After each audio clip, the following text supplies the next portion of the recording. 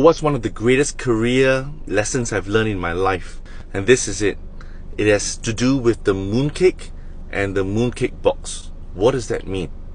If you think about all the mooncakes that we have, Singapore is like super elaborate, right? Wow, this hotel got this kind of thing open up, got drawer, got like, wow, fanfare, got light, got sound, everything, wow.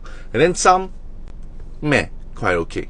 So what does that mean? When we think about mooncake and mooncake box, in careers and in life, a lot of people decide about that person, whether or not that person can be promoted, or whether or not a person is good.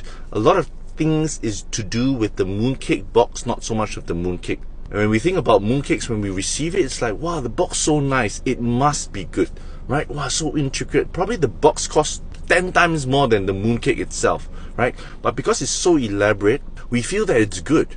And if we think about this whole idea of careers and why people get promoted, they're very good at the mooncake box part, right? If you see those people get promoted, most of them is like, hey, do they have substance? Yeah, quite okay. Maybe you're better. You're so much better. You're better in terms of the expertise. You're better in terms of many things compared to them.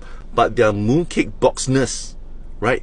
The ability of branding and marketing for them is so much greater than you, and that's why they get promoted and you don't. If you think about it, if I give you the best mooncake in the world, wow, top chef, really top chef, like put everything in, really everything in, the best mooncake, right? 10 upon 10 in all the reviews and all that. But I put it in a Glad wrap, and I give you in a Glad wrap, and I give it to you, be like, wow, a bit off, huh? You think about it, it's a bit off. But I give you a mediocre, maybe average one, but I put in a very elaborate one. One got drawers, got open up, something come out, got smoke come out and things like that. And you'd be like, wow, if there's so much to do with that performance, right? Rather than that mooncake, that branding and all that, it makes me feel that the mooncake is nice. That's why for, the blind test for Coke, Pepsi and all that, if I show you that's a Coke can, you're more likely to choose the Coke to say it's nicer. But if I blind test you, you're more likely to say another one is nicer. Why?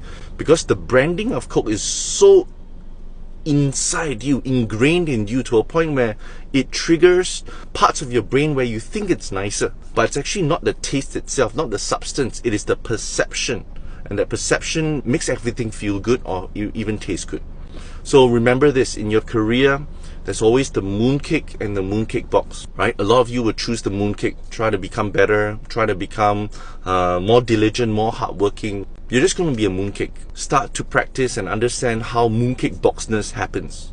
And mooncakeboxness is really about the idea of flair, visibility, the idea that you are able to market yourself well.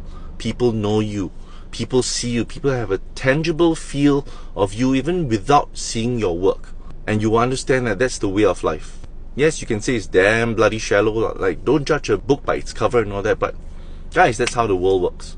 So that's one thing that if I learned in my career, it's to still focus on the mooncake, but focus on the mooncakeboxness, right? So try it out, guys.